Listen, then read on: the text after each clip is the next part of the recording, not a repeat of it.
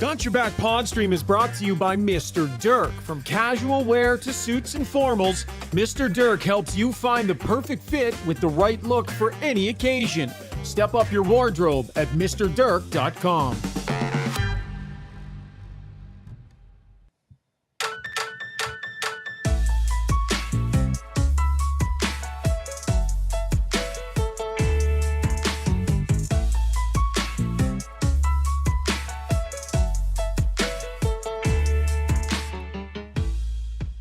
Up and down, and up and down, and then down again, and then up again, and then down again. The roller coaster ride continues. I think you know me well enough to know that I'm not a fan. I do not cheer, but I do consider myself an empathetic human, and I feel for Oiler fans that are on this roller coaster this year. It has been all over the map, and again tonight, it was. Welcome to Got Your Back, folks. Live stream post-game edition. Jason Strudwick is standing by. Rob Brown is going to join us in a few minutes, but it was an ugly one tonight. I'm coming at you from our mobile Adrenaline Diesel studio tonight. Adrenaline Diesel is a Caterpillar recognized and authorized dealer and repair facility for expert service for your Cat engine. Visit adrenalinediesel.ca. And as always, this show is presented by our title sponsor, Play Alberta. It's always game time. Bet on sports. Find your new favorite slot. Hit the tables. Play on a virtual table with a live dealer. Grab your lottery tickets and do it all in safety with a responsible gambling site that has responsible gambling tools. Keep you safe. Deposit today. Get a $50 free bet with code GYB11.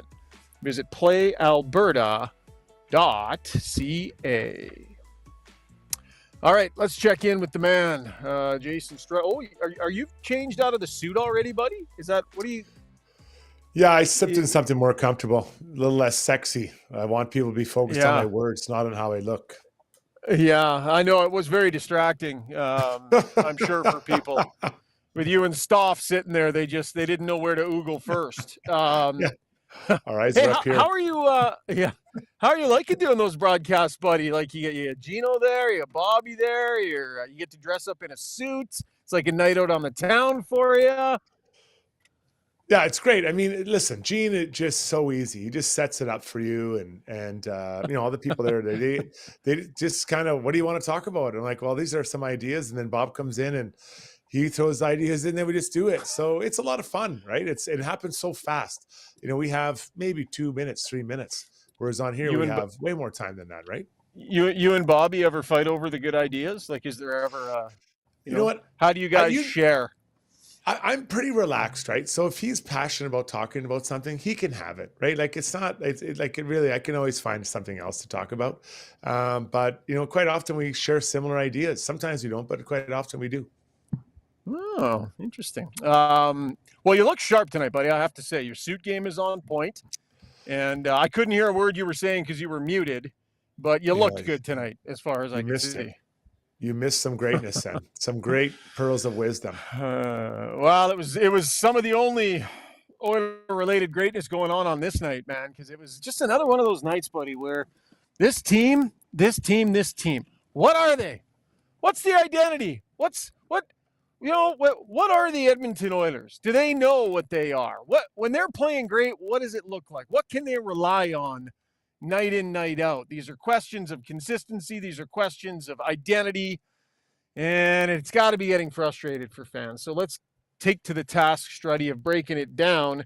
Brought to you by our good friends over at Alberta Ram Dealers, buddy. The Cross Canada Clear Out continues with even bigger deals. Get up to $13,600 in total discounts on a 2024 Ram 1500 DT Laramie Crew Cab.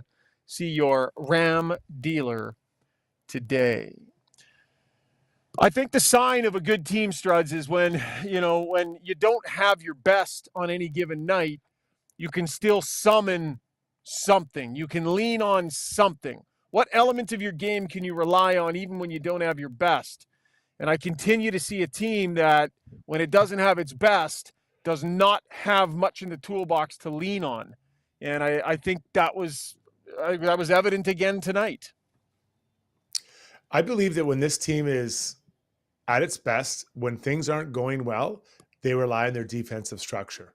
And today it wasn't there. It doesn't matter really who was on the ice. Their defensive structure wasn't there. I mean, Stu Skinner, 5 goals on whatever it was, 25, whatever number of shots it was. The defensive structure that we saw in place last year and we've seen at times this year was not there today. Now, give Minnesota some credit. That team, they're pretty quick skating, but the way they move that puck is bullet passes. It's on the tape. It's off the tape. They're all over the place, neutral zone and in the offensive zone. But the Oilers' defensive game to me was their biggest challenge that they had all night. Yeah. So I'm going to lean on you a little bit here because I've just started driving right now, so I don't have my notes right in front of me. But you talked about the defensive structure right there, Struds. And I think that was really evident on, a bunch of the chances against, but certainly some of the goals against. So can you, just kind of walk us through some of the errors that were made that are an indicator of exactly what you're talking about right now, which is just lackadaisical attention to detail in the defensive zone? Okay, well, I'm going to highlight 2 goals that we saw for sure. So let's start with the second goal. It's early in the second, and there's a point shot, and Marcus Foligno gets inside position.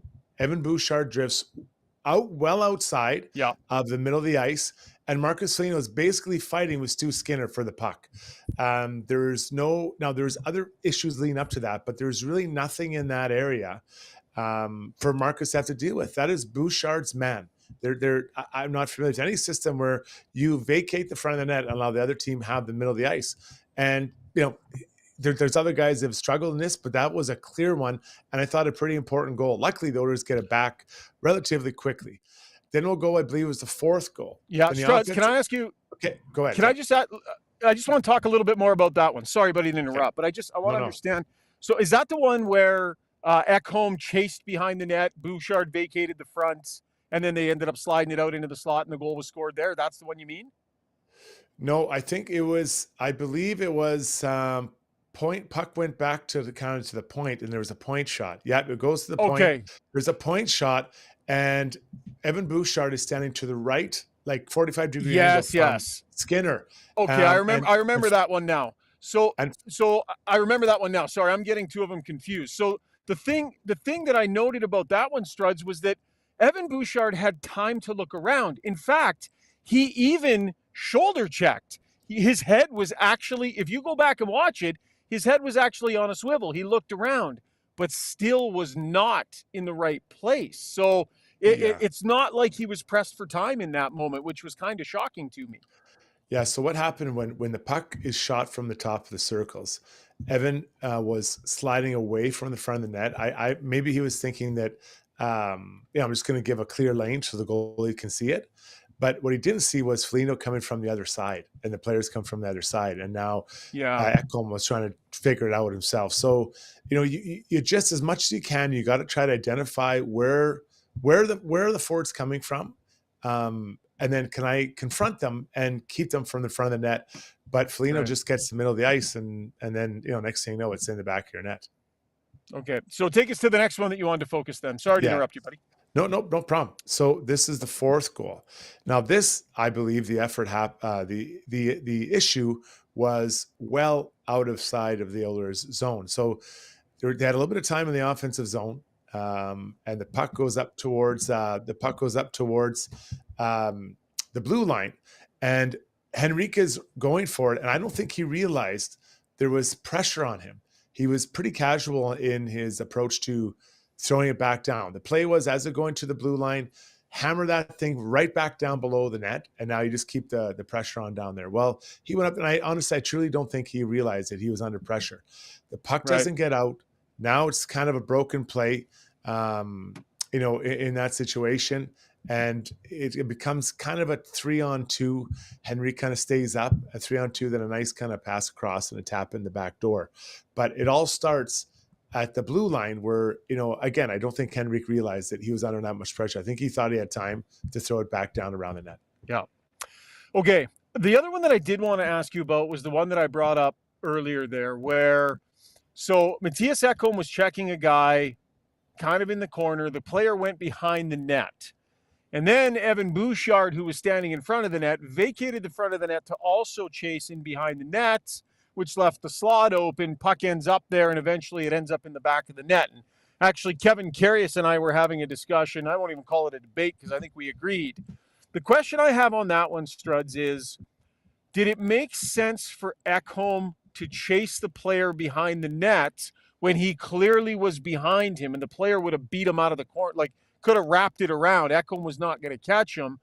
And should Bouchard have expected a switch there where Ekholm went to the front, Bouchard cut him off at the post on the other side? I felt like maybe Bouchard was expecting a switch there that didn't happen. I still didn't like the fact that he chased because clearly Ekholm was moving behind the net, but was the initial mistake there from Ekholm?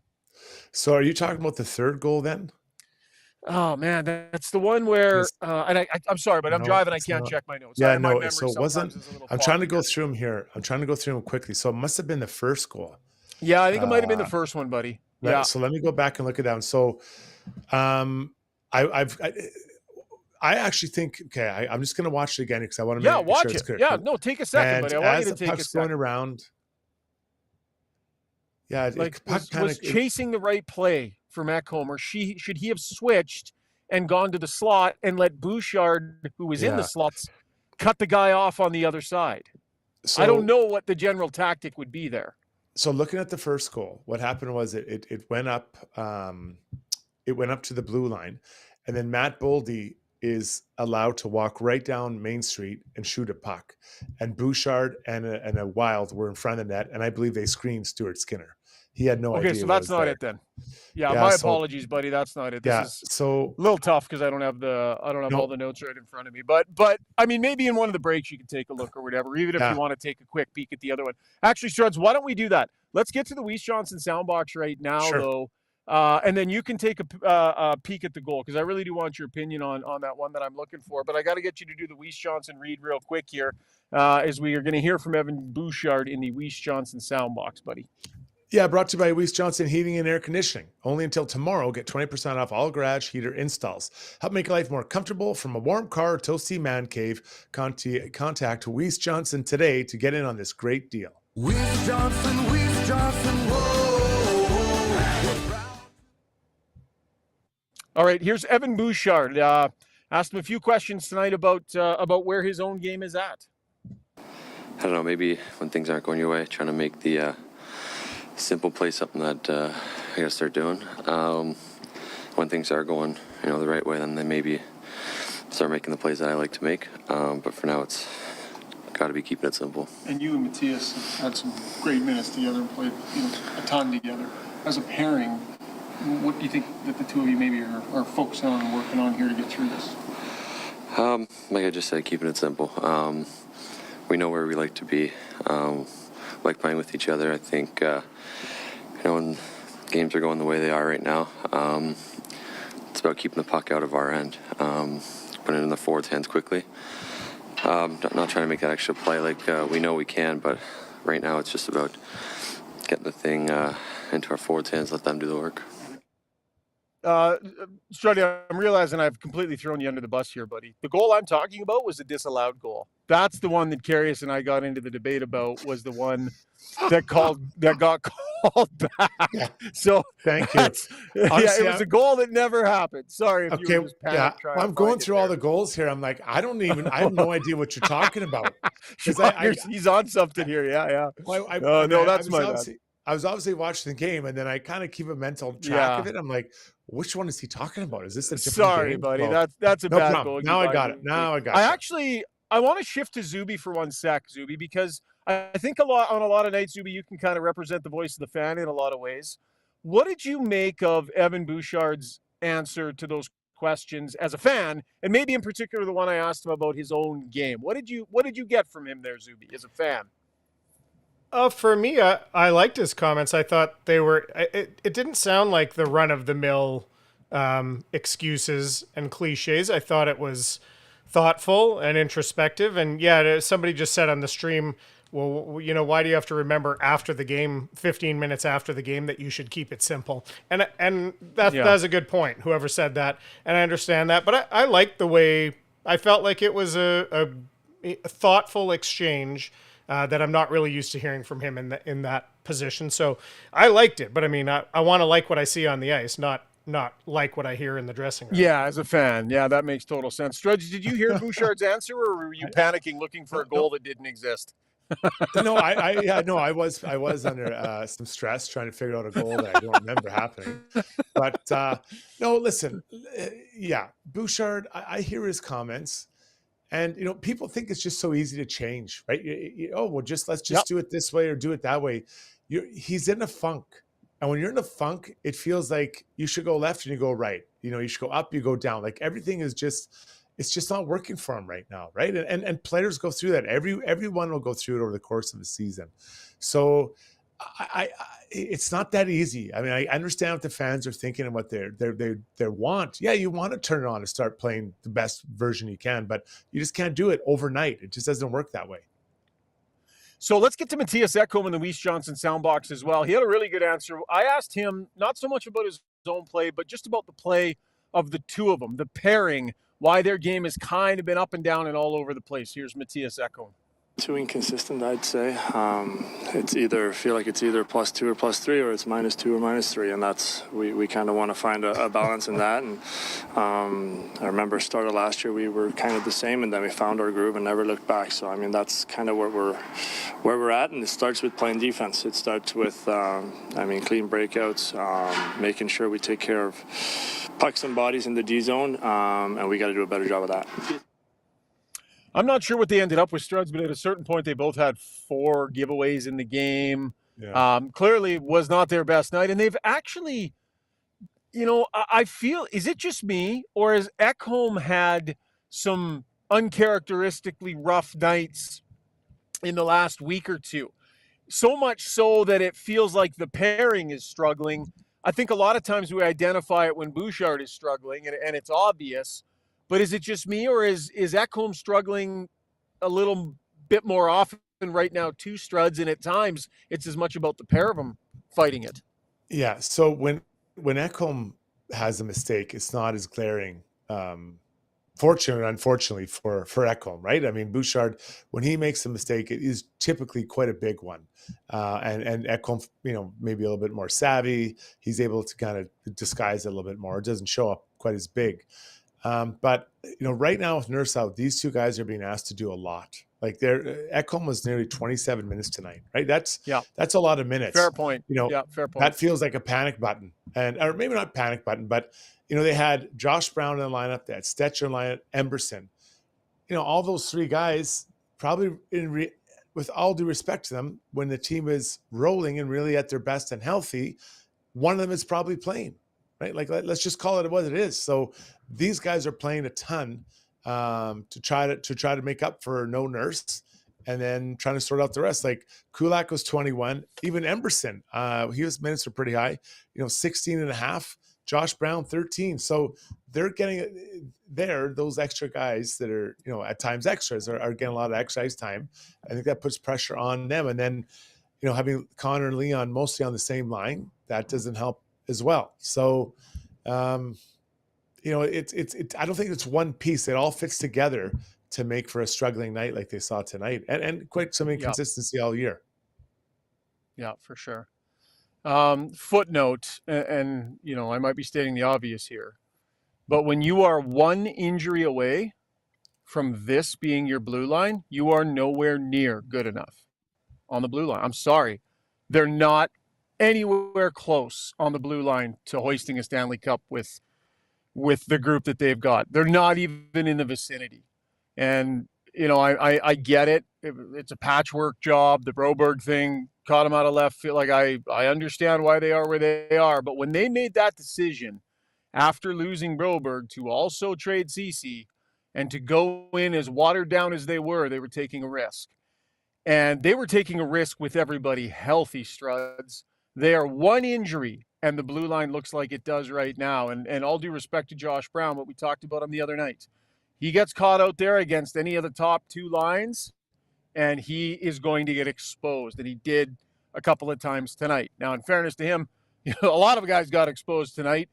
And back to Bouchard quickly, Struds, like 2 games in a row, what I don't like, Evan Bouchard is a good enough player and a smart enough player and moves well enough. Back-to-back games, he's been absolutely turnstiled, embarrassed in the middle of the ice. Guys walking through him just because he's not willing to, get a stick on a puck or a body on a body and play it any other way than staring at the puck and puck chasing with a lack of intensity in a moment. That's twice in 2 games. And I know it was a good player tonight that did it to him. To me, that's unacceptable for a player that moves as well as he does and should be able to handle that way better. Yeah, and listen, I think we have to be careful because there's no doubt that Bouchard has had his ups and downs, and he's playing a lot of minutes. But there's a lot of people spread across this lineup that may not be making glaring mistakes, but who aren't contributing enough, right? Yep. So I think that Bouchard is the he's like the stick of dynamite that we all see. We see what's going on out there, and he's the last line of defense. But there's a lot of players tonight that were at best casual in their approach to this game. And so listen, I'm not letting Bouchard off the line, but I mean, I could go through. I was watching. I'm like, okay, who's having a game tonight? I honestly thought one of the best players on the ice was Brett Kulak. I thought he actually had a really strong game, and he has played a really strong game. But let's just go through it. Drake Kajulia, I thought he had for 7-8 minutes. I thought he was good. Derek Ryan, okay. Matthias Janmark, okay. Yeah, there's not much there, man. Henry, Connor Leon, Connor Brown, Kasperi Kapanen. I mean, new guy. He had lots of hits, I guess. Skinner scores. I suppose that's a good thing. Perry, 2 points. Okay, he's probably but it's just hard to sit. It's just on a night like tonight. There's a lot of people that were at best passengers, right? And that's. But here's my point. Here's my point on Bouchard, and I understand what you're saying. Yeah, I am not saying the Oilers lost tonight because of Bouchard. I'm not saying that he is way more of a problem than anybody else. But if we're going to do a deep dive on Bouchard's game, which we're doing right now, I believe part of the reason why Evan Bouchard is getting the results he's getting right now defensively is because he's playing the game in a way where that can happen to him 2 games in a row. To me, that right there is the symbol of what's wrong with his game right now, Struds. Getting walked through the middle of the ice in one-on-one situations 2 games in a row because he is not playing it with the intensity level he needs to. That we know he can. Yeah. But I think we're singularly focused on him. And I'm looking around. We're having a discussion about him. We're having a discussion about him, his game. But I think quite honestly, I think we have, and I was sitting there watching it live. There's no doubt he's struggling. I've called him out before. But you need help, right? You need others to help, right? So for sure. You can look behind him. I think there's a save or 2 that's required. Which goal? I don't know. But when there's, what is there, 20, 30, 26 shots and 5 goals, tough night, right? That's, you want more. I think it's fair to ask for want more. Nugent Hopkins, no shots tonight. Skinner, he's out there. I'm not exactly sure what he's attempting to do. So if those guys, those 3 guys, if they're able to contribute and play a little bit more in the offensive zone and get it going, is Bouchard constantly under pressure for those 25 minutes he played tonight? So I don't know. I feel when we direct a lot of attention on Bouchard, there's a lot of people that are not having the light shone on them adequately at this point, especially in a game like tonight. Well, and I'm happy to dig into any and all of those too. 100%. Like I said, it's not, nobody's saying that it's all his fault, but he's definitely been a focal point lately, Struds. It was multiple games, and this is an important player in this lineup, multiple games on the trip, and then all of a sudden he comes out and is fantastic, right? And that's the issue with him. Most of those other players you're talking about don't have the ability to affect the outcome of a game as dramatically as Evan Bouchard. So when his game is on and when he has that requisite intensity level, it means the world to this team. So the consequences of his game being in the crapper is higher than other players because of what he can accomplish when he's playing well, and they need him playing well. So let me say this. Look at some of the forwards who have hit their high water mark at all. Oh, for sure. Yeah. And so that's why I guess Bouchard has been up and down. There's no doubt. Even against Ottawa, you know what he had that great goal, but he also got walked for no reason. It was a 1-on-1 or whatever it was. It was just so. I'm just like I get it. I guess I'm being a bit defensive for the defense. You are. I love it though, buddy. I love you. Because you're still as much as you're a part of the D-man union, and I love it. I do. Yeah. So I would say that his up and down has been quite high. There's no doubt about it.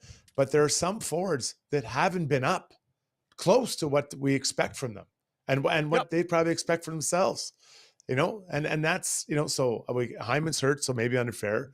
Arvidsson, Nuge, and Skinner. Those four guys, that's four guys that have not hit their high water mark. I don't know if they've even grazed it so far this year. There's a way better level for those guys. And I'm not saying they're bad players. I think they're really good players. And my expectations for them are much, much higher.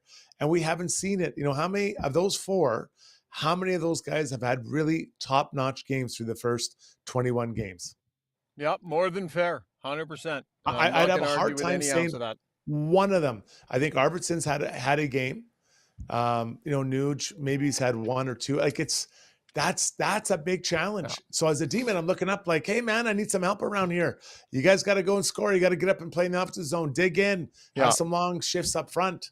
And there hasn't been there. So I at least Bouchard's he's up and down. He's hitting the top and the bottom. There's many that are best hitting their neutral. And that's, I think we have to shine some light on some others here that are maybe hiding in the darkness beside the light of Bouchard. So after we get back from the break, you can crap on the forwards and Brownie will defend the forwards. So that'll be an awesome segment. I love having the forward and the D-man. Anyways, it's a great discussion, Struddy, and I appreciate it. Let's get to the Relentless Player of the Night, brought to you by UCAN Youth Services at Edmonton Charity. Relentless in helping youth age 16 to 24 get out of harm's way and find employment. Visit ucan.ca to see how your donation can change lives right here in our community. Who gets the nod tonight for the Minnesota Wild? Well, I'm going to go with the Wild forward. They were attacking the Oilers' net. You know, they were all over. There was a goal that was disallowed because there was three of them punching the puck in, and it was easy to call that goal off. Foligno driving the net, like guys just, even on the goal, Matt Boldy's the first goal at a Wild in front. The Wild were just setting up shot and were very comfortable in front of Stu Skinner tonight. So anyone wearing a white jersey around the Wild, the Oilers net, they give them credit, man. They were on it. I like it. Zuby, hop in here, buddy. So when I'm driving, I don't have access to the YouTube comments, obviously. So Struds and I just had a pretty good discussion there, and we'll get to the DeBoer's YouTube poll in just a minute. But what are the people on the live stream saying about the discussion Struds and I had? Whose side are they more taking in it? Am I getting ripped for being too hard on Evan Bouchard? Are his loyal defenders hammering me, Zuby? What's the temperature in the wake of that conversation? No, people, I would say more so want Struddy to go. They want Struddy to go after a D-man. They feel like it's defending his union, which I think we kind of understand. Noel Rinsky said specifically, can you ask Struddy why is it not okay to single out and critique a D-man that might sign the biggest D deal in the history of the game? Yeah, no, listen, I think I've been critical of Bouchard. There's no doubt. But as I was sitting and watching that game today from high above, I kept thinking, are the forwards pushing the pace? Are they putting pressure on the Wild D-men? And there's some good Wild D-men over there. I'll highlight one later. They're not big guys. Tyler Spurgeon, Brock Faber, they are not large humans. Were those guys uncomfortable at all over the course of the night? I can tell you the Oilers D were very uncomfortable.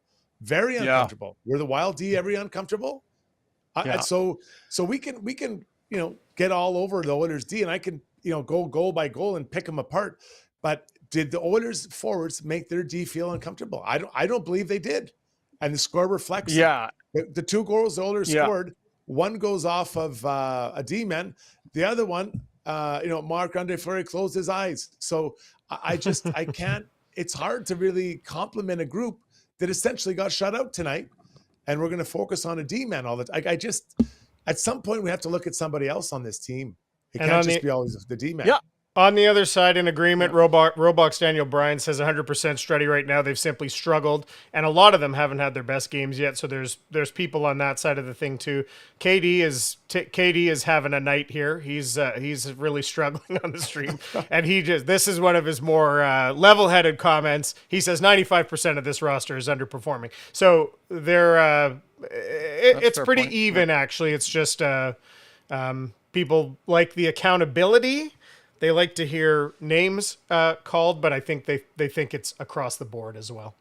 Yeah, for sure. And Struds, it's funny, man. Like sometimes it's like maybe we don't spend enough time talking about what went wrong in the game first before we start chewing on individual players. Because I think had you had a chance to talk about how crappy the forwards were ahead of time, then maybe it's a little bit easier for us to gnaw into Bouchard and his overall performance tonight, because 100%, man, you are willing and have many, many times on this show dug into guys for not being good enough. And so I feel you on that front. But listen, let's go to break. Actually, you guys do the poll. I'm going to head inside. We'll get Brownie involved here as well. Want to get him in on this discussion too.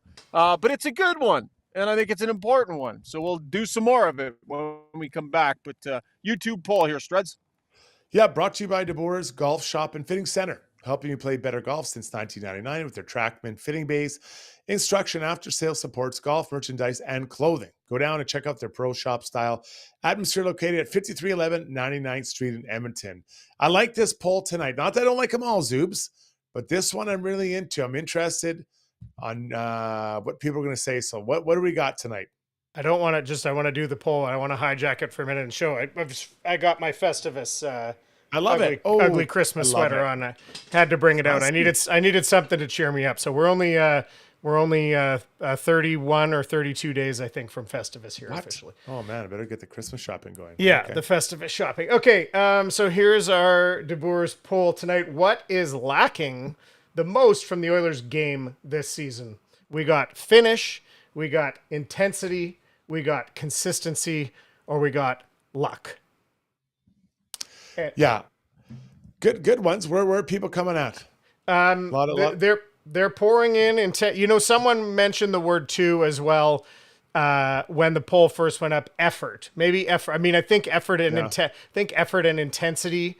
Maybe they're kind of the same. People are kind of putting them together. So intensity.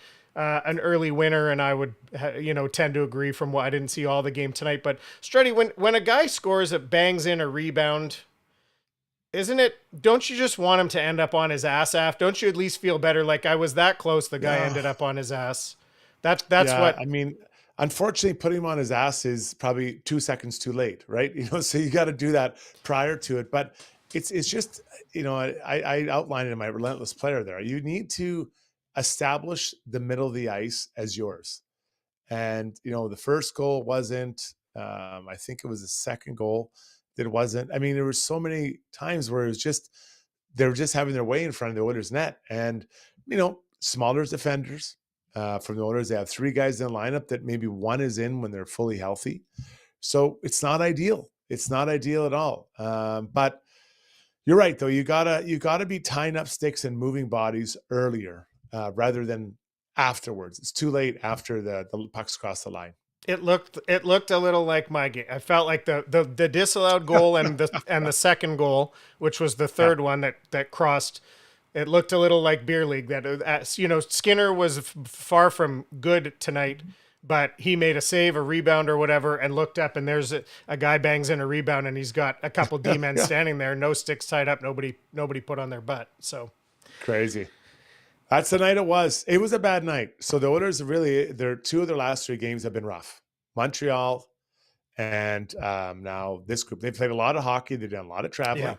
Yeah, they got a game Saturday and they got some time off. Hopefully get Nurse back, maybe Hyman back. So, all right, let's pause here. When we come back, Shaugger, Brownie, Zoobs, and myself will keep this party going. Tell a friend. At Gallery Dental, we believe in blending exceptional care with artistry to create the perfect smile for you. From routine cleanings to advanced cosmetic procedures, our team is dedicated to providing top-notch care in a relaxed and comfortable environment.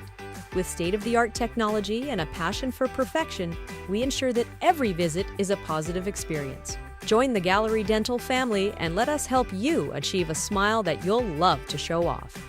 Contact us today at sequelandentistry.com. So at Timberhouse, our guiding philosophy is naturally inspired living. We believe that through design, we can solve problems and enhance people's lives. We follow biophilic design principles in all of our builds to incorporate natural materials, natural light, to enhance all the spaces in a home. When you have your space perfectly reflect who you are and what you value, and it's made well, we think that that just leads to better living.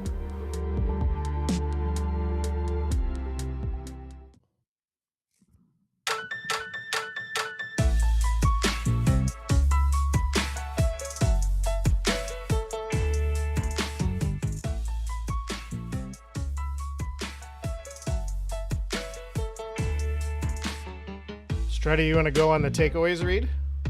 Let's do it. Welcome back, everybody. We get the band together. They're just warming up their organs. Let's get to takeaways.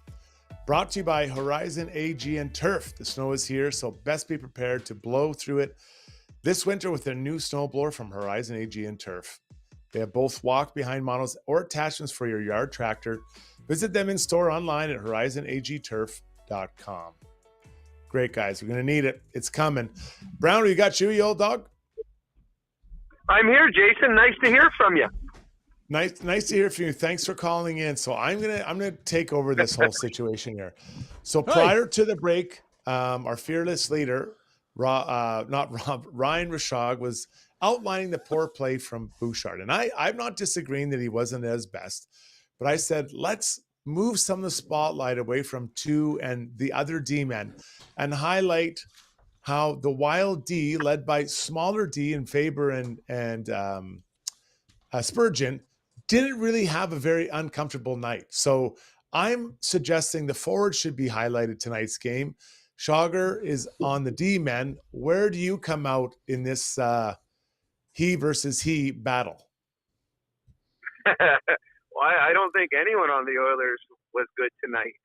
I don't think their forwards were good tonight. I think one of the reasons you saw Connor and Leon broken up as the game went on is the second and third line were invisible at times. They couldn't play Connor and Leon together because they're down a couple goals and they were getting absolutely nothing from their forwards. So yes, you're right with the forwards. On the back end, I thought there was 4 or 5 huge mistakes by Bouchard tonight. He got walked by Kaprizov just before the goal that he was in front of the net where he didn't tie up his guy. He on a play where there was no pinch of it, like there was reason to pinch, gave up a 2-on-1. I thought Bouchard had a really, really tough night tonight. And then in net, Stuart Skinner, I don't think there was a bad goal on him, but there wasn't a save. And the guy on the other end, Fleury, after letting in a 170-foot shot, made saves. So I don't know if it's a forward or defense. I think it's a forward and defense and goaltending night. I think the Minnesota Wild, even after letting in a goal 27 seconds into the game, were in complete control for the entire night.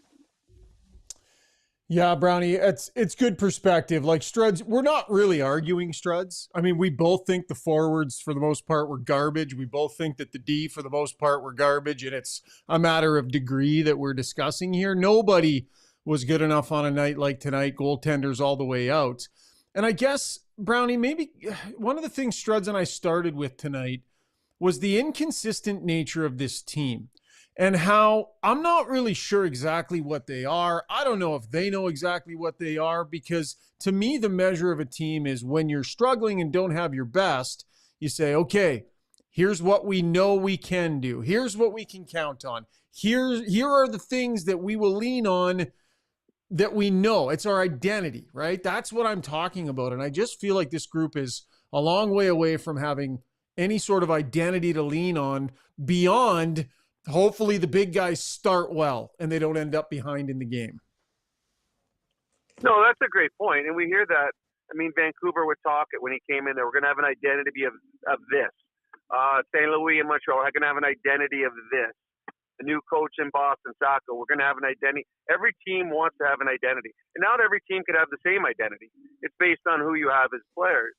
For a long time here in Edmonton, the identity is we will be a team that will outscore our mistakes.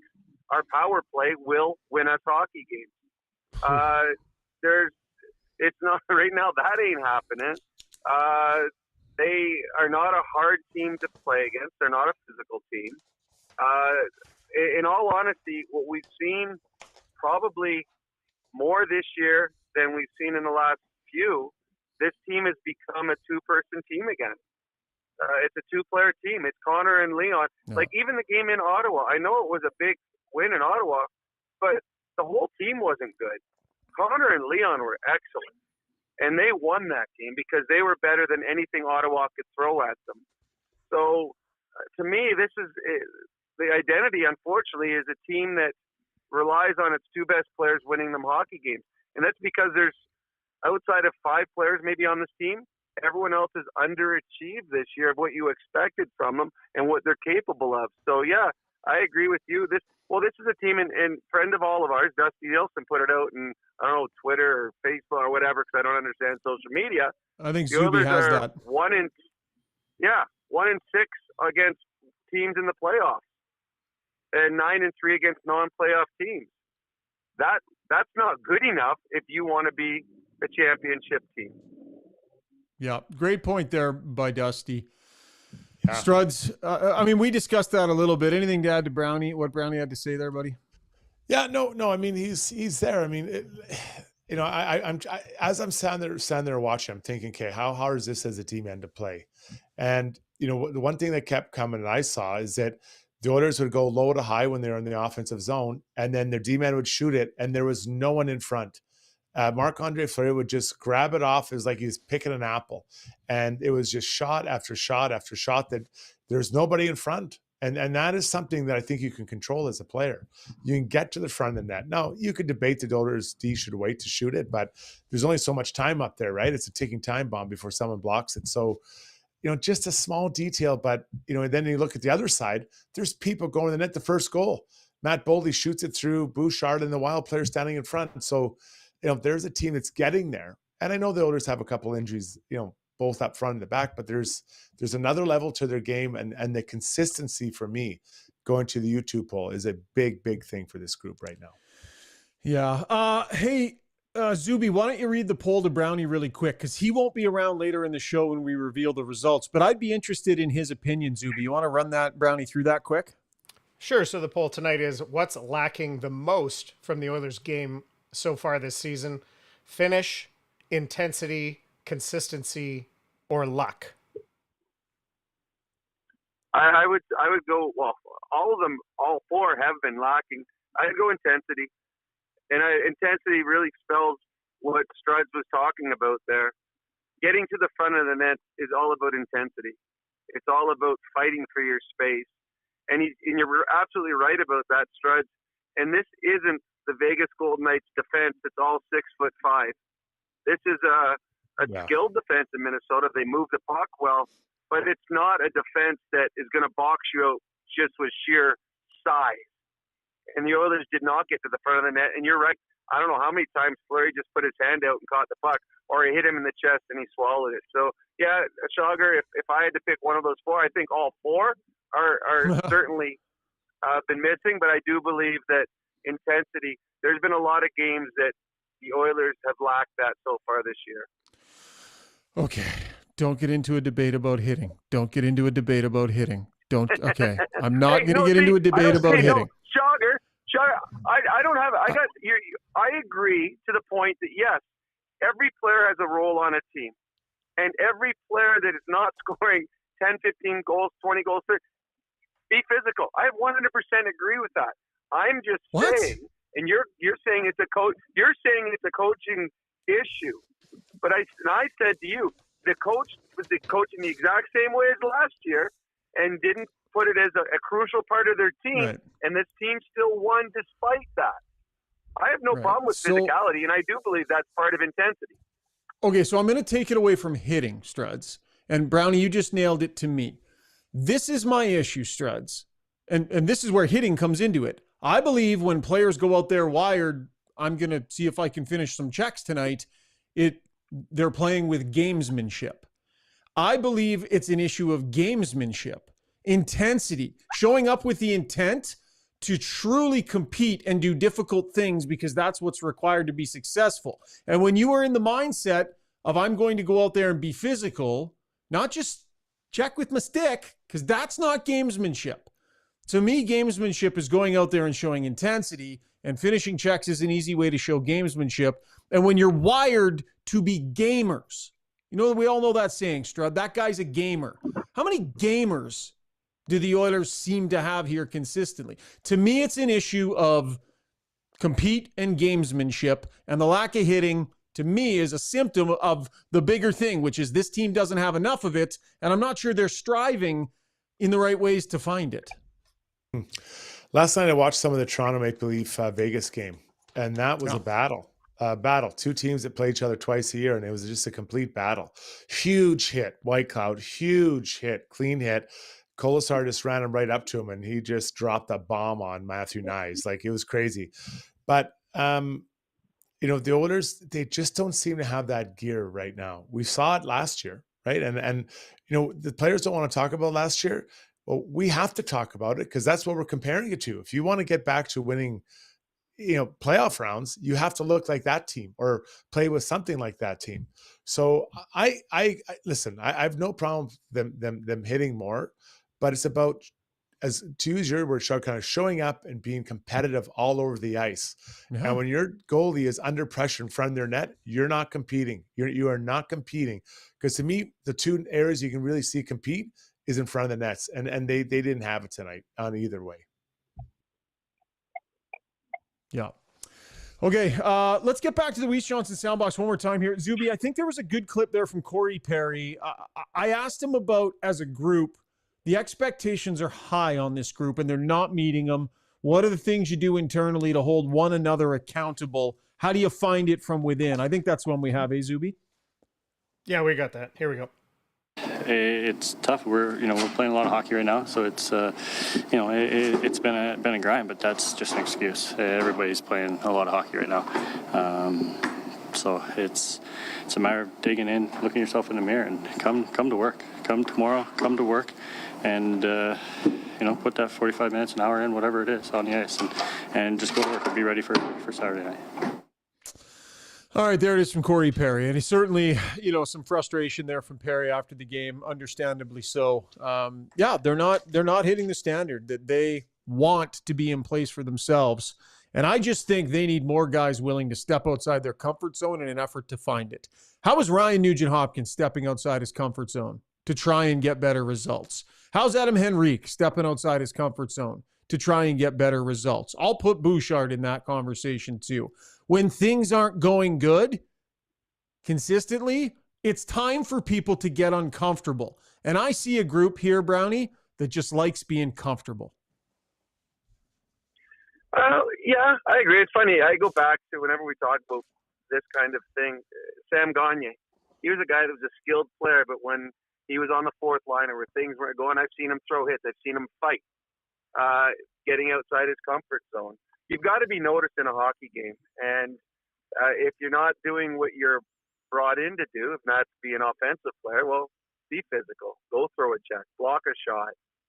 Be hard in front of their net. Find ways to be noticeable. I think what the Oilers are lacking at times is tenacity. I think that was the biggest thing for the Oilers. They would keep so many plays alive in the offensive zone through tenacity. And I'm not seeing that right now. I am seeing teams having easy access out of their own zone. I mean, Minnesota, and Strud said it best, Minnesota Wild defense was never under stress tonight. They went back and forth, pass it. They would get in their zone, and they would wait for the perfect play. Then they'd have time. One of the ways to beat the Oilers was a long stretch pass, and then you come with speed. Because the Oilers sometimes have a hard time picking up who their responsibility is. But to do that, the defenseman needs time to read where he's going to pass the puck. Tonight, the Minnesota Wild defenseman time and time again. And like even a guy like Zach Bogosian, who has a role on that team, but if you're giving him time to make a wheeling play, and dealing. well, wow, yes, like Zach Bogosian, I'd love him on my team, but I wouldn't call him a skilled player. But any player that's in the National Hockey League with time and space is going to make good plays. And the Edmonton Oilers allowed the Minnesota Wild defensemen time and space all night long and made it easy on them. So I'm just going to put this out there, guys. The Oilers' power play tonight was a challenge to think that it's moving the right direction. It did not look good. It was very stagnant. And there was one point where Leon had it on the sidewall, just kind of standing, and no one was moving. It was very, very stationary. But on a good note, that's the 6th game in a row the Oilers haven't given up a power play goal. So we got to keep track of that. I'm glad I got back for that. I'm glad I didn't miss that. I'm glad you didn't say that before I got on air. Well, about their power play though, and I thought the Oilers had 2 opportunities tonight to start their second unit. I would have started their second unit 2 different times tonight. The problem, and I know that everyone's talking about you got to move off Hyman or you got to move off Nugent Hopkins. Those guys have no bearing on the success or failure of the Oilers' power play. The Oilers' power play is a 3-man unit. It's a 3-man unit. It's Leon, and Connor, and Bouchard. They have the puck the entire time. And if they don't have it, you give it to them. And their power play is not working because Bouchard's not getting shots through, and they're trying the same plays that aren't working. They're taking it away. It has nothing to do with Nugent Hopkins. It has nothing to do with They're sitting on Bouchard. They're waiting. People are waiting for him to shoot it. Oh, yeah, 100% they are. And and I give credit to every team defending because they're willing to get in shooting lanes because they know it's going to hurt. Sitting. But they're getting it. There. And so there's never any chaos in front of the opposition's net. And that's where the Oilers are at their best. Puck retrieval, and now you got them running around. And you talked about it last podcast, but they're never getting that chaos because the puck is never getting through.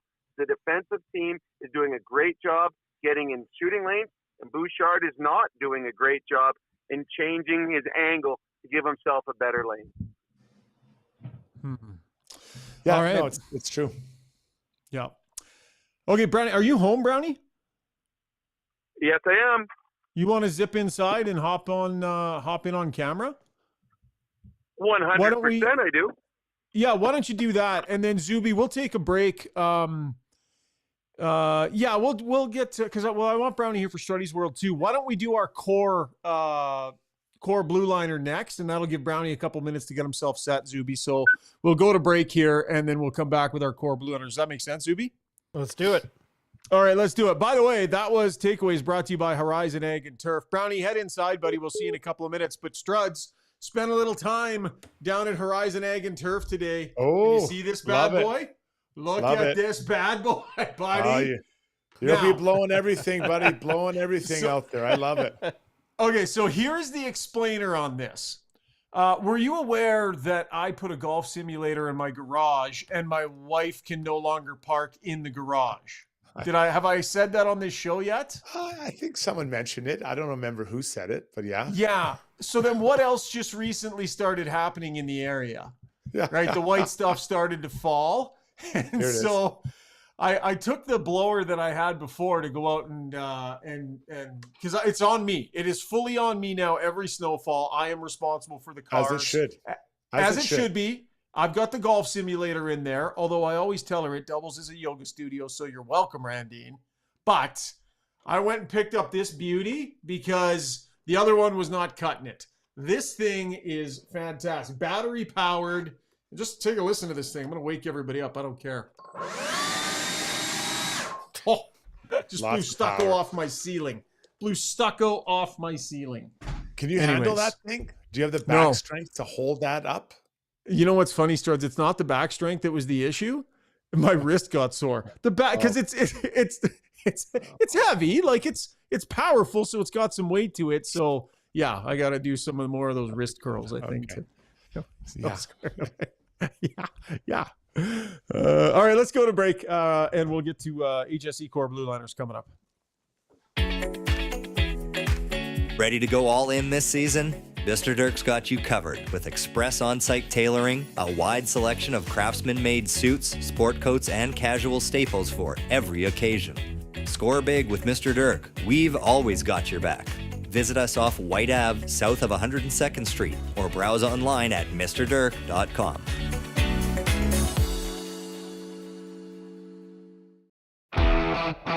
Specializing in heavy-duty commercial truck powertrain repair, performance, tuning, and part sales, Adrenaline Diesel's professional team is ready to assist you with all of your needs, from the simplest oil changes to engine conversions, overhauls, and engine modifications.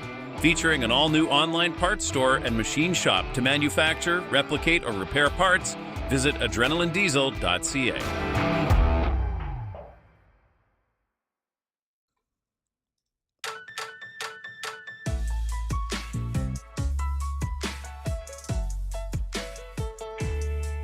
Let's talk a little defense, shall we? Time for your core Blue Liners, brought to you by HSE Core Services. If you're a small to medium-sized business, HSE Core has your back when it comes to health and safety compliance. From creating and managing a tailored health and safety program that meets all legislation and core requirements, HSE Core supports clients' operations every step of the way. Check them out online, www.hsecor.com. HSECore.com for more information. I might need a safety plan in place for me using this beast of a blower that I got from Horizon today. Struddy, hell of a D-man. Right, bud. Yeah, there's a few options on. I mean, Brodeen, a veteran, Spurgeon, local product. Jack Middleton, I love him. Or Jake, it is Jake. I love him. But yep. Brock Faber, this is the guy. Burst onto the scene last year, 22 years old. Good skater. He gets up and down the ice. Right shot, I should say. Right shot. Yes. Gets around the ice really, really well. Good passer. And the thing I love, and he does it really well, is he looks like he's going to shoot when he's on the blue line. So he freezes it, and then he passes it somewhere else. And I know that sounds like obvious, and D-man should do it, but not every D-man can do it and not do it well. So you can envision he kind of holds it, he's going to shoot it, freeze everyone, then just passes someone else, and that guy has a shot off. Really, really like this player. He gets a massive deal. His deal starts next year. This is my concern for Minnesota, though. We kind of talked a little bit about it, but I just want to get right into it. Their D are small. Spurgeon and Faber are not big human beings. Yep. You get into a heavy playoff series. Are they built with two smallish defensemen in their top four to win? I haven't seen it happen yet, but it could happen. Maybe things are moving towards there, but Brock Faber is an absolute treat to watch play out there, and I love the way he plays, guys. Thought on him, Brownie? I think Faber's fantastic. I do. Smart, doesn't put himself into harm's way at all. Jumps up in the play. He's I think, was he 22 years old? Like he's going to be a star in this league.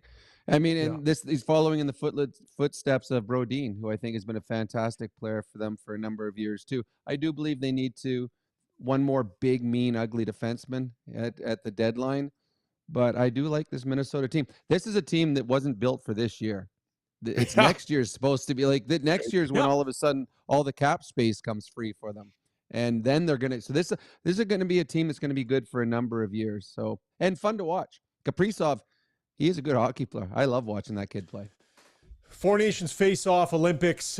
Faber is going to be featured at these events as well. So it'll be fun to watch him. I would assume he'll be part of the U.S. team at each of those events. That was Core Blue Liners, brought to you by HSE Core Services. Zuby, why don't you roll it, buddy? Let's get to Struddy's world. When you make a mistake, heads should roll. It's not right. And I'm here. Someone has to put their foot down. Now that I say it out loud, it does sound a little crazy. God, I look good.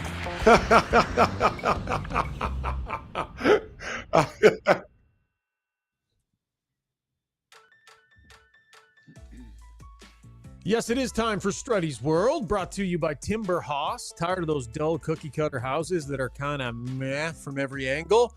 Well, Timber House looks to shake things up. Their designs harness the power of natural light to brighten your days and lift your spirits, because life's too short for ordinary, boring houses and dull living. Let him build you a place where laughter, good times are part of the blueprint. Visit timberhoss.ca. All right, Struds, take center stage, my man. Drake Kajula played 7 minutes, but he unleashed on the best player on the ice for Minnesota with a good hit in the middle, and all hell broke loose. We had Jake or Middleton, whatever, and try to fight him, and Drake's like, "There's no chance for fighting." And then, congrats to Matt Goldie comes over, and they obviously the two of them didn't really fight, and they both went down in a huff, and that was it. But Corey Perry, there was a timeout. No one really knew what was going on, and there was a lot of agitated Minnesota players, including the big man Middleton. So I loved, and I was watching him, I loved what Josh Brown did. He went and stood right between the two benches and leaned against it, facing the Minnesota Wild bench. And over comes Corey Perry. Corey Perry was like the little dog chirping, but Brown was standing there. I didn't see him saying anything, but he was just standing there. So everyone was aware if there's a problem, he's the guy you have to fight. I think he was mostly directed at Middleton and Bogosian, who seemed pretty agitated. And I get it. Their top player got hit. I didn't think it was a especially dirty hit, but they were upset. So I love that little bit of sportsmanship by Brown. And he's doing everything he can to try to figure out, how to stay in this lineup, how to stay on this team. But I know I love that move because you stand there and you're like, hey guys, if there's a problem, I've got everyone's ticket. You just come over here and I'm going to do it. So between him and Perry, I think it was understood the moment and they handled it pretty well. Yeah. You know what's like, I'm being totally honest here, Struds. I saw the exact same thing and I thought to myself, I wonder if that's Struddy's world tonight. So I didn't ask you about it ahead of time. I didn't. No. But I actually thought that because I thought that is something Struds would absolutely love. And I completely agree with you. He had to get off the bench to do it. And he was just standing there guard. It was like Perry was like, the chihuahua at the fence yapping at the people walking by. And Josh Brown was like the guy standing on the porch with the shotgun. Like, all right. Like this is where it gets real when you get to this layer. So a great pickup, Struds, and I agree. Brownie, did you notice that up in the booth? I did. I mean, that's understanding your role. I think Josh Brown understands who he is as a hockey player. So I thought he was better tonight than he had been the last couple of games. I don't know if it's enough for him to stay, but make yourself known for the right reasons. I think Brown did tonight. Yeah. He needed that. Yeah, I like that point. He needed a fight. If he could have fought Middleton tonight, it would have helped a ton. And there's no opportunity. I'm not saying he didn't turn it down, but the problem for him is he's a little bit like a T-Rex at a petting zoo. Like there's not a lot of customers that are willing to fight you, right? Like that's the problem. Where do you get that one? A T-Rex at a petting zoo? Like seriously, where do you think of these things? That's from all those years being on Gregor's show. He's the king of the mixed metaphor. And so T-Rex at a petting zoo, there's not many customers looking. So is he who's the customer in that scenario? No, you're getting, I've made, this is my own line. I've used this one before, but it's just, I used to say that about Milan Lucic. Like he's out there. T-Rex at a petting zoo and there are no customers. Place. And then you put Lucic out there. No one wants to fight him. Like Josh Brown's out there. No one wants to fight him. He's a T-Rex. No one wants to go and pet him at the two-way petting zoo, right? It's just, gotcha. It's just too much. It's overkill. So other players would be the customers and nobody's willing to pay the money they would have to pay. But who's the pet petting the zoo? T-Rex? Who are the little animals in the petting zoo? Who's like the lamb? First off, it's a two-way petting zoo. And the challenge for Josh Brown is that no one wants to fight him. No one wants to pet him. Why would they fight him? It makes no sense. I get your two-way. Great point. I know your two-way petting zoo reference, Struddy, by the way. No, I've seen that show. Respect. Thank you. Thanks, Rodney. Yeah, Rodney's got your back, buddy. All right, that was Struddy's World, brought to you by Timber Hoss Developments. Okay, Zuby, let's lighten things up, shall we? It's been a tense night. It's just been tense. So what better to chill us all out than that beautiful music for brownie points? And it's brought to you by Hamel's Premium Jerky. Their beef jerky's out of this world. In 2009, they sent beef jerky to the International Space Station. So why wouldn't you order from them? If it's good enough for astronauts in space, You almost have to order some for yourself, don't you? $120 is normally what it costs to get 3 pounds. They'll give it to you for $85, and the shipping is free across the province. AlbertaJerky.com is the website. Use the code GotYourBack, and you will get an additional 10% off. Brownie? I'm going to start tonight. I'm going to give seven brownie points to the Columbus Blue Jackets. This is a team that has had so much bad happen to them over the last few years. With everything with Johnny Gaudreau this year and the way the season started, and then they had a number of injuries. I cannot fathom how well they're playing and how they're able to do it. Tonight, they throw a 7 spot on the Tampa Bay Lightning. They beat the Tampa Bay Lightning 7-6 in overtime. So I want to give a little love to the Columbus Blue Jackets tonight. -2, Evan Bouchard. To me, this was a tough night for him, and I know that you two were talking about it earlier. Really tough night, and a great example, the risk-reward with Bouchard. He tries pinching. Wasn't even close to a pinch, goes down 2-on-1. But there was another example tonight where the puck came to the blue line, and he kicked it in. Now I'm looking at risk-reward. The reward was he kept the puck in. If that puck gets by him as he's kicking, it was a 3-on-1. I don't understand that decision by Evan Bouchard. Defensively, it's just not going well right now for Evan. I've got 42 for the new guy, Kapanen.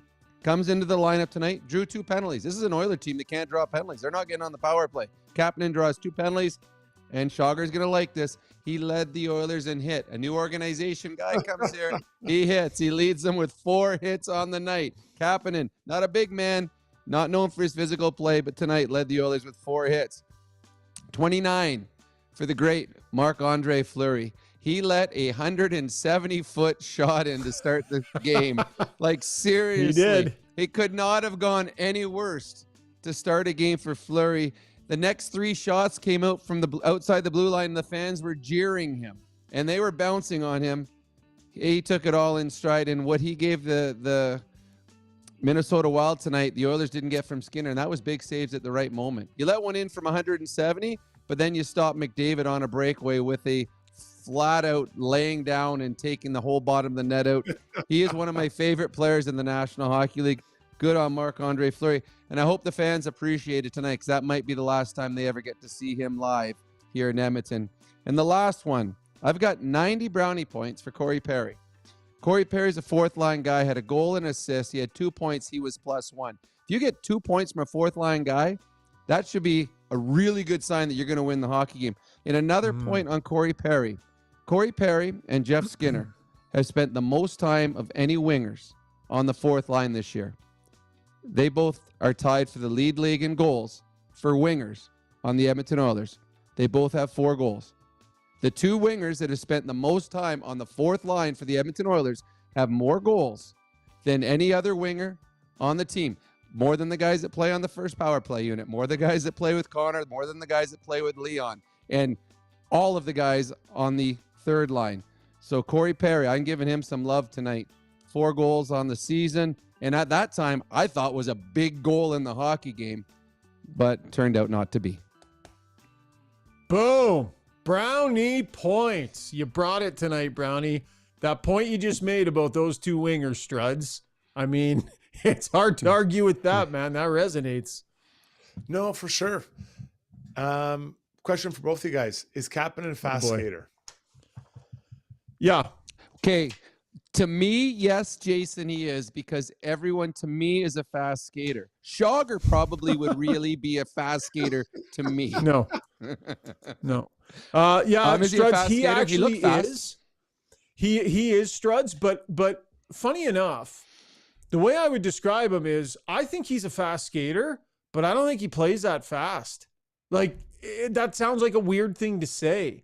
But I didn't think that he looked fast tonight. But I watched him at practice today. He stands out. He's in the higher percentile of skaters. But I don't think he played that fast. Is that weird? Do you disagree? There were a lot of bursts of speed. We're a lot of bursts of speeds out there. Is what I don't really know what to make of it. Like, because listen, really hard night to evaluate a new player. Really hard. And I've seen him play before, but I didn't think there was that jump, that burst of speed getting in on the forecheck, things like that. That you kind of want to see. Where is he on here? I just want to make a point, Struds, because while you're on this, I was noticing this in his stats the other day. I think NHL Edge might still have him. Did they not have him? Yeah, they've got him right here. Kasperi Kapanen. Okay. Kasperi Kapanen. So here's what I noticed. Top skating speed, 23.09. That is in the 95th percentile. So the top speed that he has hit this year, that he's capable of hitting, is in the 95th percentile. But listen to this. Speed bursts over 20, he's below the 50th percentile. So he's a player that has the ability to skate fast that doesn't play fast a lot. He's got high-end speed, but spends a larger amount of time not playing at speed, Brownie. You know what, Struds? You imagine if they would have had those stupid stats when we played? No. That would have been awful. And Rob Brown's in the 3rd percentile for faster skating. Him and Brad Marsh and Mark Howe all flying around the rinks. We didn't even know there was a minus 4%. Like, why are the numbers red? Why is the number red? It's weird. All right, Brownie. You know what? You weren't here for a long time, but you came in and you kind of rocked this podcast tonight, buddy. Honestly, you came in and kind of knocked it out of the park. So you're a bit of a half miler on the show, but you did well tonight. Yeah. You know what I did? I came in and I'm not very fast, but I have spurts. So every once in a while there was a spurt. So tonight my spurts were good. That probably didn't sound very good. I'm going to leave. No, that didn't sound. But Brownie, you know what I would say about you? You're a gamer, bud. You're a gamer. Thank you. For sure. I appreciate that. Absolute gamer. Bye, guys. Right. Beat it, buddy. Bon nuit. Beat it. Okay, Struddy, let's get to our scoreboard here. Brought to you by Canadian Club in honor of the founding year of the CC Distillery, 1858. The all-new Canadian Club Classic, 18-year-old high proof, comes in at 58%. It's a beauty. Highest proof Canadian Club Classic to date. Full-bodied whiskey with aromas of caramel, toffee, spicy vanilla, and rich oak with a butterscotch finish that is so smooth. Struddy, what happened? Yeah, busy night tonight. 10 games, 2 tomorrow, then 15 on Saturday. So buckle up for the weekend. So Vegas, 3-2 win over the Sens, handing the Sens their 4th loss in a row. So it's getting a little dark there in Ottawa early. Steve Stales came and spoke yesterday, but people are getting a little bit worried about what that team is doing in Vegas. After losing last night in Toronto, I could not see them losing in Ottawa. Flames, 3-2 winners over the Rangers. So Flames will play the Wild on the weekend, and the Oilers will play the Rangers. 49 shots to produce 3 goals. Dustin Wolf had a 29 shots, I think, made 27 saves, but the Flames had 49 shots and got the win done to get the one. That's a good result against that team for them. Like, that's a good, for them to beat the Rangers, man. That's a heck of a result for them. Every time you think the Flames might drop off, they find a way to hang in there. And lastly, under new coach, Sir Joseph Sacco, the Bruins win 1-0. Against Utah. Yeah. Lindholm gets his 3rd goal of the year. So starting in the right way and kind of getting themselves going, I guess. They have to start somewhere with the new. It's always hard when you become assistant to a head coach. I guess Ryan Huska's doing it in Calgary, but let's see how it goes for Boston in that group there.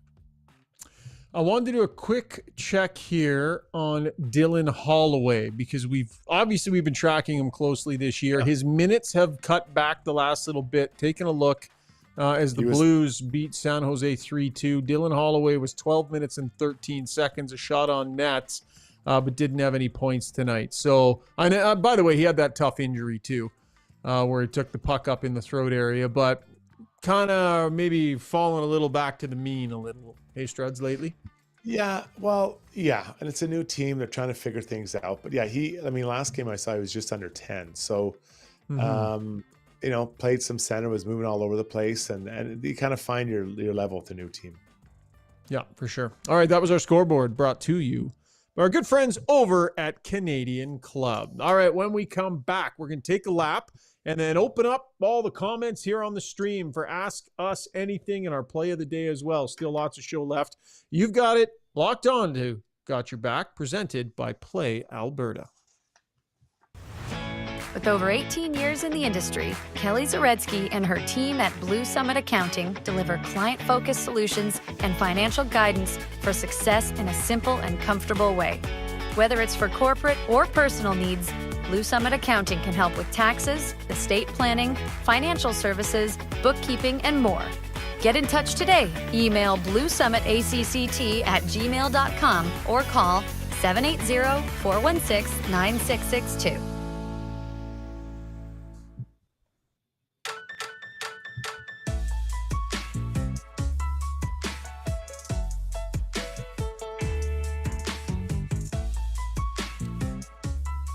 All right, time now for us to take a lap, brought to you by Acon. Over 150 years in the construction industry, they've spearheaded some of the most notable projects across this country. They operate across North America as well, but importantly here in Edmonton, and they're proud of that. And they are looking to hire. If you are looking for work, or if you know somebody who is, log on to acon.com and check out Join Our Team. There's a wide range of jobs there. So, hey man, if you've been struggling to find work and you're a tradesman, or, if you're not, take a look. There's a wide range there for you. So Acon, always looking for quality people, and glad to have them here on Got Your Back. Struds, do some injury updates tonight. There's some stuff going on out there with some guys. Yeah, two significant developments, I think. We spoke about Ovechkin running into McBain from Seattle, and he tweaked his leg. We weren't sure what it was. Well, today Washington tweeted out that he has a broken fibula in his left leg, I think. He'll be out 4 to 6 weeks. So the big man was rolling, absolutely rolling. Now he's going to be out till after Christmas, I'm guessing, somewhere in there, or around that time, somewhere in there. A big man, 39 years old. How much can you do when you have a broken leg? What's his condition going to be like? All that kind of stuff. So I'm guessing this probably slows his pace down when he comes back as far as goal scoring. Now, I might be wrong, but either way, that team, who I expected not to be a playoff team, loses their captain, loses their top goal scorer, and see if they can keep it going until he comes back sometime around the holiday season. Yeah, that's the big question, right? So, they're 6-3 in their last 10. They're really good on the road. They won 6 out of their 8 games on the road. But Ovi has been in so many ways the heartbeat for them, the way he is producing. I imagine every single night that he's in the lineup, everybody has to be somewhat energized by being part of watching him do this and helping him do this. That has to have been a huge motivator for the group this year, because I'm sure they care about the guy. So without him, how much juice comes out of all that has been so good in Washington this year? Yeah, it's going to be interesting to watch Dylan Strome, his line mate, see if he can keep up a pretty good pace for points without his trigger man beside him.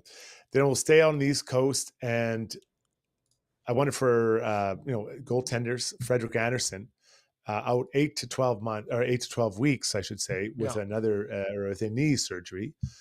He's 35 years old. This is the last year of his deal. Shaugger, this guy's had quite a few injury issues over the course of his career. I feel bad for the guy. So, let's call it 3 months. He's back, deeper into the season. Is he going to be still the guy? I'm not sure. But obviously the Canes were counting on him, but he's out. So sitting out and watching for the next 2 to 3 months. Yeah, that's a tough one. And,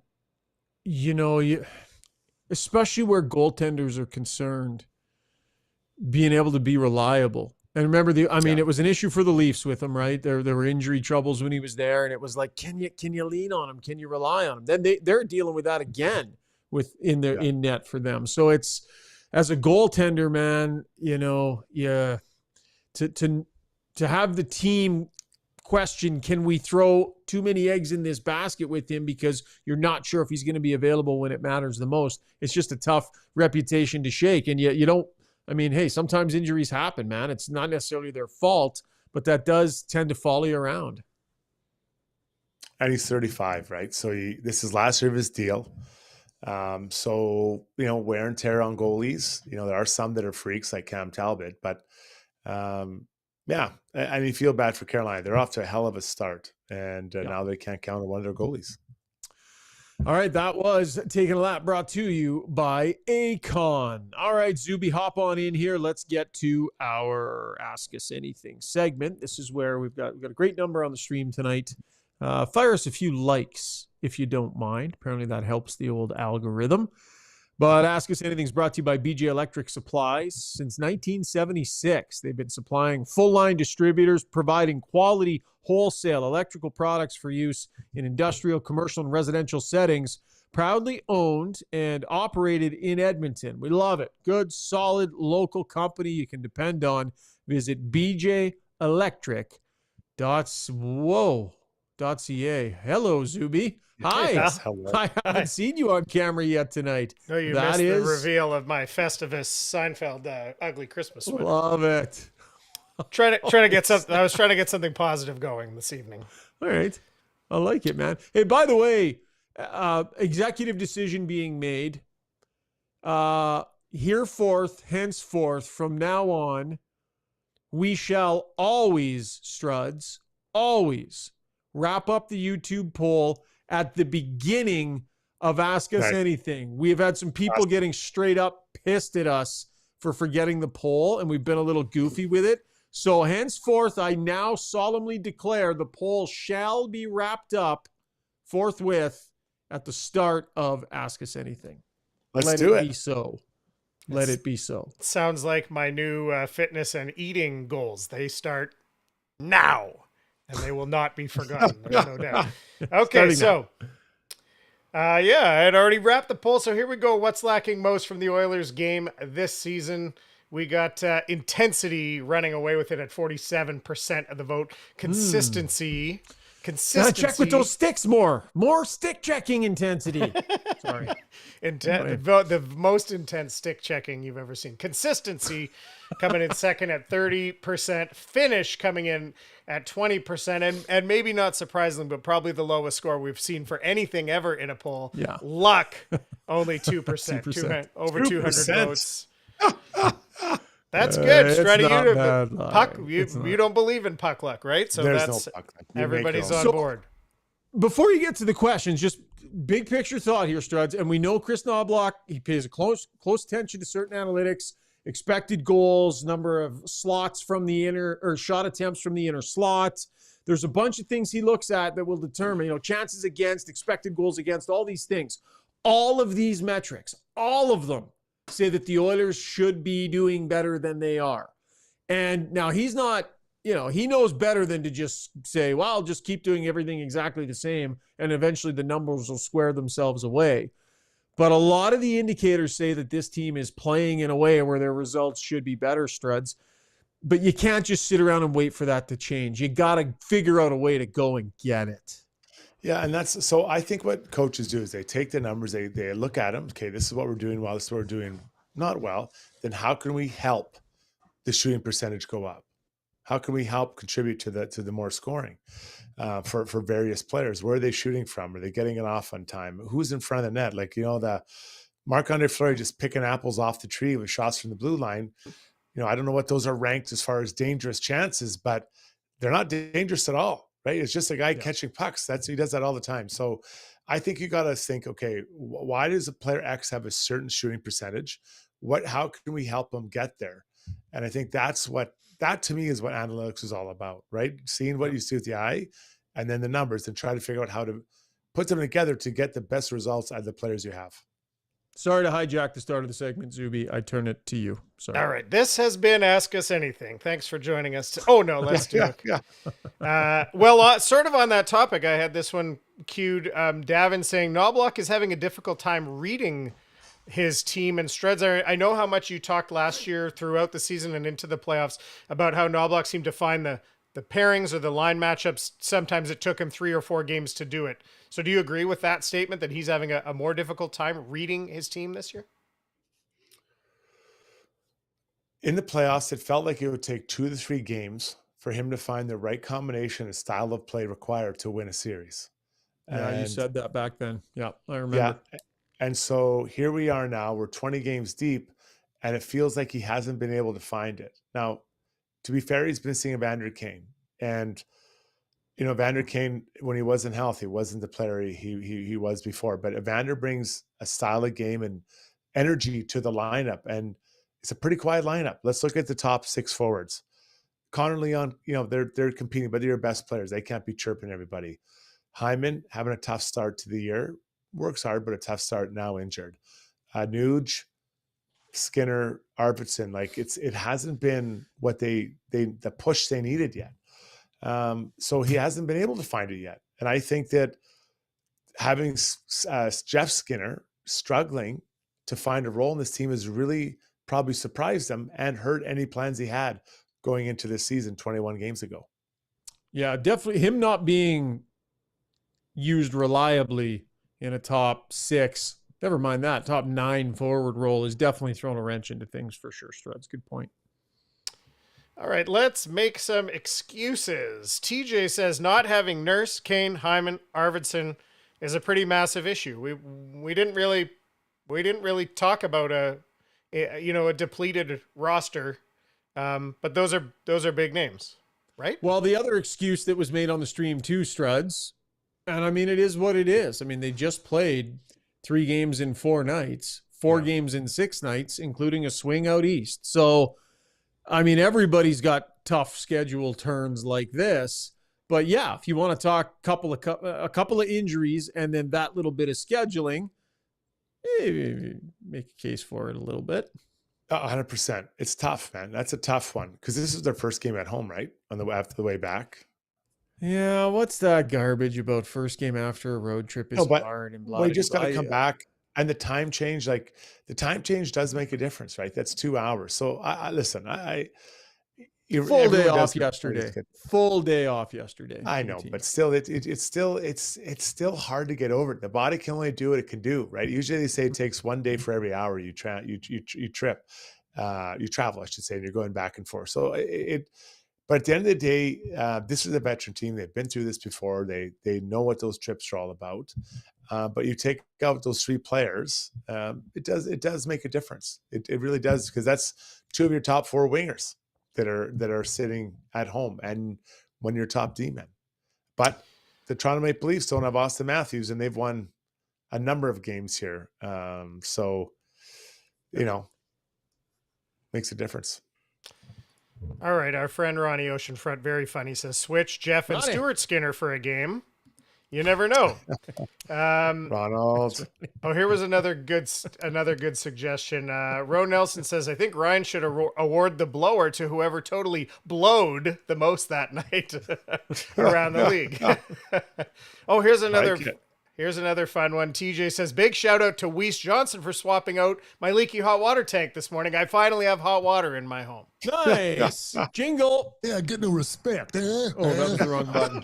Wrong button. You got the jingle, Zuby. Yeah. Jingle. Johnson, Weiss Johnson, whoa. Hey. Okay. Actually, another one from TJ that I thought was kind of interesting. Bouchard needs to understand he doesn't need to bomb it all the time. Just get the puck through, watch Cale Makar skate the blue line and change the angle on his shots. It also occurred to me as I was reading this, I feel like Bouchard doesn't fake the shot very often. Is that why like you said, you or Brownie said they're on it, they're reading it, they're jumping it. Is that part of it too? Oh, 100%. And when they feed it back to him, he's just walking in and launching it. And it's, as a defender, you line up with the player's stick. So you just line up with his stick and the puck. You don't worry about the body. It's line up with the stick and his puck. And you can see it's just hitting them. And the guys are paying the price, right? It's killing them. So could he do a little fake and just push it forward and then come around and just do a wrist shot through it? It seems so deliberate right now. And, I think that we've seen him in the past be a little bit more mobile east to west, and maybe a little more selective with his shots. But I honestly think I really believe his confidence right now of the shot is very low, because it's not, even when he gets a clear shot, he's not probably putting exactly where he wants as much. It's hard to watch, because that's Thor's hammer right there, and he's not using it like we've seen him use it in the past. I think Bouchard faking the shot and then moving forward is a little bit plotting. I don't find him to be super deceptive. He's a little more standstill. He'll try the toe drag every now and then, but I find his fake and move a little bit plodding, and he's sort of blasting away. But he talked tonight about how hard a time he's had in getting it through for sure. Okay, Jaredev39, still talking about Bouchard, says, if Bouch is in a funk, let him figure it out on the third pairing instead of costing the Oilers game after game. I'm not going to go that far, but if he is in a funk, put him on the third pair. Someone else said put Kulak on the first pair. You could leave Bouch on PP1 and hopefully some success there. Transfers back over in his game. What do you guys think of mixing up the D pairings at this point? Mm-hmm. Well, without Nurse, that's a big challenge. To do something like that. And then you're asking someone, if it's not Kulak and you don't have Nurse here, you're asking someone who's probably not at that level to play massive amount of minutes against other teams' top line, and even more importantly, with your top line. So I would suggest that that's a fairly bad idea. When you're evaluating ideas, it's near the bottom of the ideas. Tell us how you really feel, Struds. Yeah. So, but listen, guys, let's just look back. Prior to the Darnell Nurse injury, they actually had a pretty good little run going of win losses. Right now, it's 2 out of 3, and there has been some tough travel. And they've got a Nurse injury, an Arvidsson injury, and a Hyman injury. So the team is depleted. So they have one more game, then they have time off. I'm guessing after that time, Arvidsson, Hyman, and Nurse will all be back. They'll be more rested. So let's see if they can spit out Saturday night on Hockey Night in Canada on a Saturday night against the Rangers. And then hopefully that's 2 points. And then you got a few days to rest up, and then you go back and really get at it with a more full roster. Yeah, big picture, Struds. The sky is not falling, but it is also not sunny. And I think Oiler fans felt this was going to be a sunny sky season, right? It's cloudy, it's crappy, it's raining a little too much. Right. The sky's not falling, though. So I definitely agree with that point. There's going to be one more of them. Yep.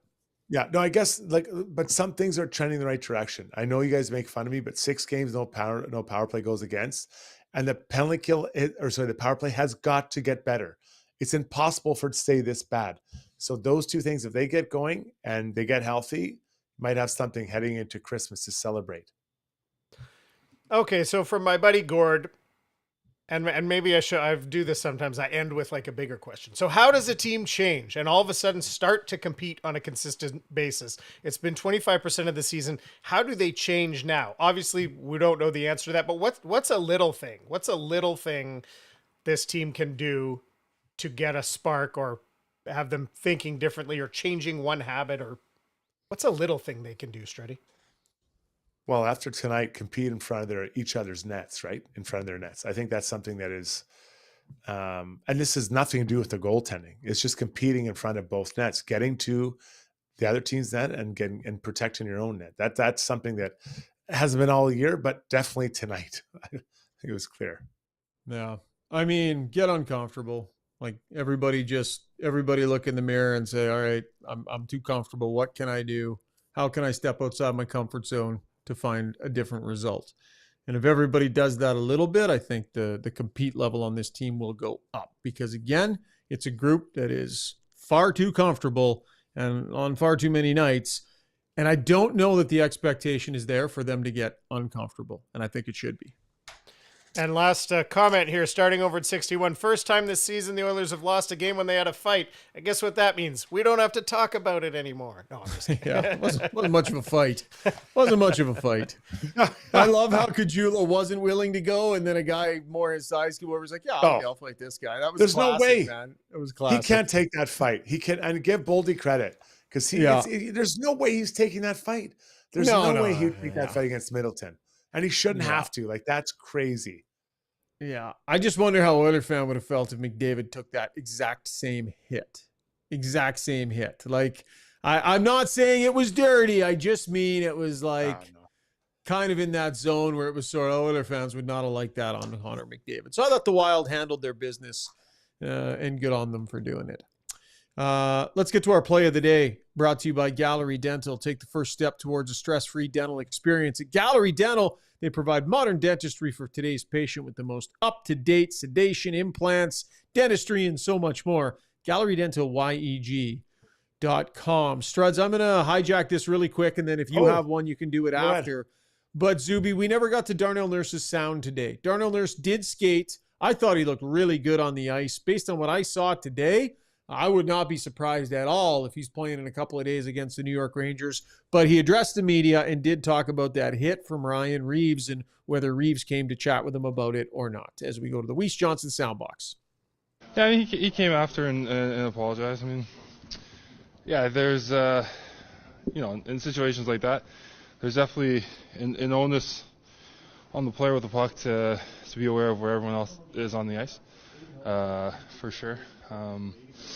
With that said, even if you put yourself in a bad spot, there's lots of body on the 6'4" hockey player to hit, and not one piece was touched other than the head. You can argue about the intent, but there's certain guys in the league that each shift they go out there and try and go inflict pain, and I think it's pretty obvious what was going on there. I like what Darnell Nurse said there, Struds. He said, all this talk about the guy not having that intent, have any of you ever watched him play before? Darnell Nurse called BS on the idea that Ryan Reeves, there was no intent there. And I like the fact that he did it in a veiled way, but he did it. This is very personal for Darnell Nurse, I believe. I think the next time they play him, Darnell will find Reeves and he'll do what he wants to do. Because this has nothing to do about the team. This isn't about protecting your best player or nothing. It's just very personal. I know myself, if that had been me, I would have circled the date the next time we play them. And I'd be praying to God that he's playing that game so I can get him. I think it's in January, if I'm correct. But here's the thing, though, Struds, okay? And I know what you're going to say. He's not a top player. It doesn't matter. It's not just that he's not a top player. Right. And Darnell Nurse can handle himself, Struds. And I would respect Darnell Nurse if he went and did it. I would. But I mean, that is a brutal trade-off. And what's Darnell Nurse going to do? Like, he's putting himself in position to fight one of the toughest guys in the league and potentially get a head injury. That to me, this is one where I would not have an issue whatsoever if Darnell Nurse stepped aside and Josh Brown was in the lineup that night and took care of business for his teammate. What have you seen in Darnell's career that you think is going to let someone else fight his fight for? I know he's not. You're right. He's not. Listen, you're right. I'm not suggesting I was anything like Darnell, but when it came to fighting, no one was going to fight a fight for me. Nobody. And that guy just plowed me over in my home area. And I'm just going to turn the other cheek and let another guy fight. There's no chance I would let that happen. And listen, if Darnell chooses not to do it, that's fine. But if he does, I'm like, go get him, big boy. Or you go after me, you hit him in a similar fashion. Take a couple game suspension. Like, this is personal. That was intent to injure. And I cannot let it slide by if I'm Darnell Nurse. Now, he can do what he wants. But if it was me, I am not letting that slide. There's a guy who suckered me in a fight. If we played an alumni game, I'd probably try to run him over and hurt him still now. It still bothers me that much about it. And it's personal, man. To me, it's personal. I don't know how Darnell feels, but knowing him a little bit, watching him play, I don't know how he can let it slide. Great wrap up to the pod. Great discussion. Did you have something for play of the day, or does that take it? Not as good as that. Now, Werenski had 5 points, 2 goals, 3 assists. So, yeah. Honorable mention. Zach Werenski. Yeah, it's great. Yeah, give him a silver medal. Struds, we'll talk on Saturday night. Great job, buddy. Thank you. Yeah, can't wait, guys. Talk to you then. Zuby, good job in there, my friend. Nice sweater. Good job. Good to see you. Thanks, pal. Good show. Lots of good discussion tonight. Yeah, and thanks to all of you for joining us on the stream. Lots of great discussion on the YouTube stream. Look forward to chatting again. Look, big game on the weekend. This will be a test for the Oilers. Interesting to see what kind of game they bring, because far too much up and down all over the place, and they certainly have nothing to save it for. They got a 2, 4, 5.5 day break after. So the Oilers and Rangers Saturday night. We'll drop a podcast after. Thanks for tuning in, folks. We appreciate you. We'll see you next time on Got Your Back, presented by Play Alberta.